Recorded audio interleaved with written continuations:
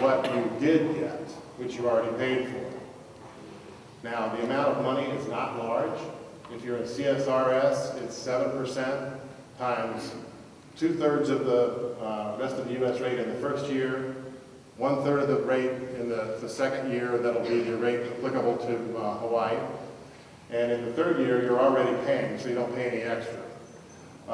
We estimate for about a $50,000 a year salary under the rest of the U.S. rate that if you bought into it at the end of that 3-year period, it would be about $500, and maybe a little less. In your case, it might be a little more because your locality pay rate is going to be a little bit more. And I'll show you how the calculation is done, and you can do it yourself. But it's a very small investment.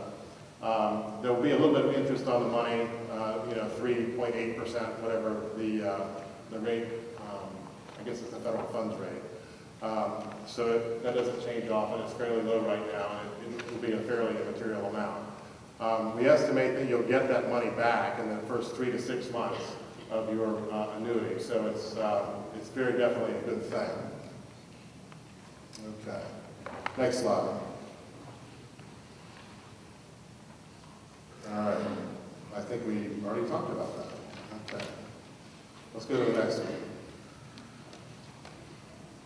This chart, and it's going to be probably a little bit hard to see, attempts to show the difference between your high 3 if you did not buy back your time for that 3 years and buying back that time. The difference in the high 3 in this particular case is over $2,300. And this shows that 7% of that would be $485. FERS is 0.8%, so it's considerably less. It would be $55. So you can sort of gauge that if you made $75,000, it'd be about 1.5 times that much. If you made $40,000, it would be 80% of that, and so forth. But that gives you an idea of the amount of money involved. It's not a lot of money.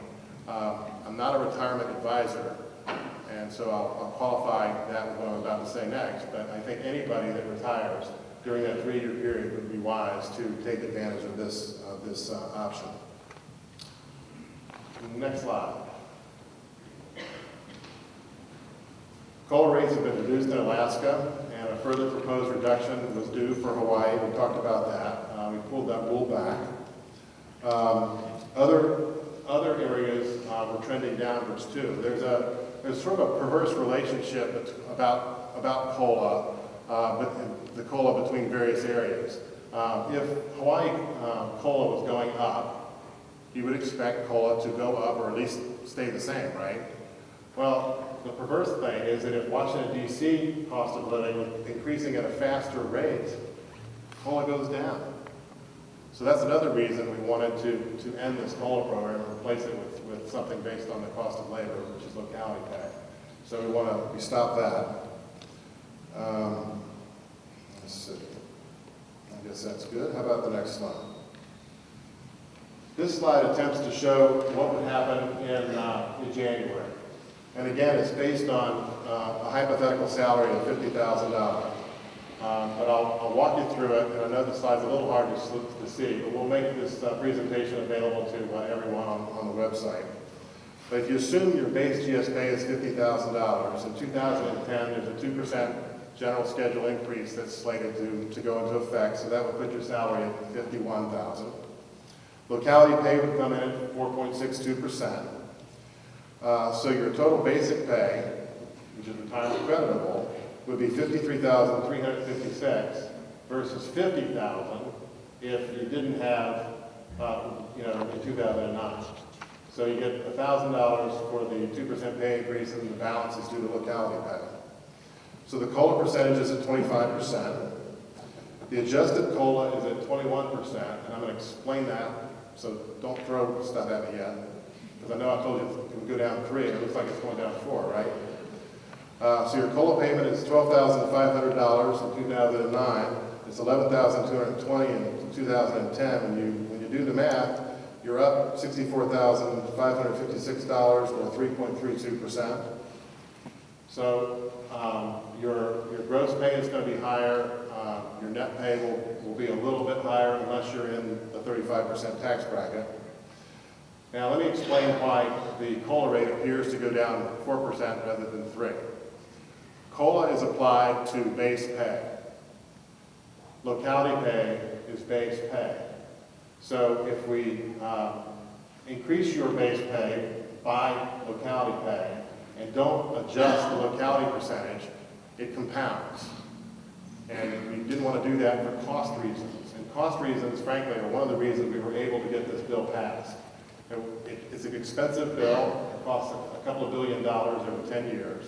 We had to keep costs down in order to get it passed.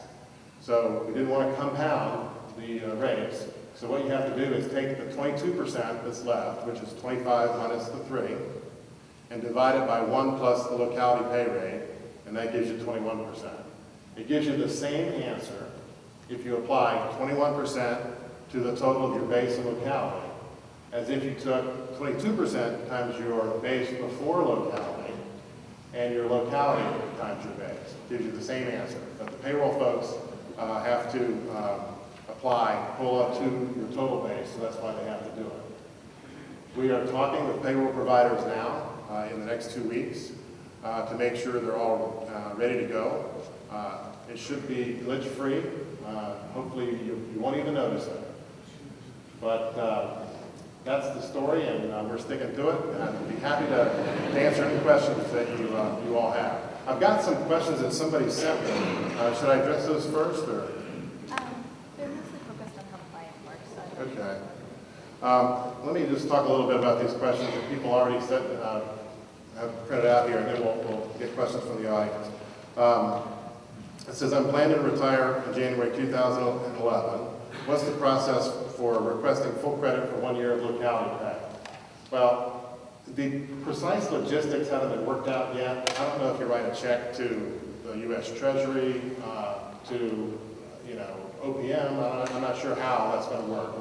We will have it worked out by the time anybody needs to use it, but I don't know exactly. But in terms of conceptually, what it would mean is that if you retire at the end of 2010, you've got 1 year of 1/3 COLA. You'd be able to buy the other 2/3. So in this case, it'd be like 9.3%. So if you're in SERS, it would be 7% times 9.3% times your salary. If you're in FERS, it would be 0.8% times 9.3% times your salary.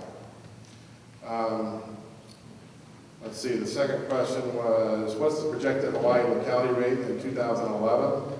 I wish I could tell you. I don't know. We have to wait till the Federal Salary Council makes a recommendation. Will intelligence community employees continue to receive overseas differential or equivalent pay and locality pay? I will talk very generally about the intelligence community because they're secret and they don't tell me everything. But I understand that they already get some sort of an amount that's equivalent to maybe locality pay in Washington, D.C. And they get a COLA on top of that. The bill covers the intelligence community, and that COLA will be converted to locality pay for Hawaii, just like everybody else. So those of you lucky intelligence folks may get a couple of supplements to your base pay.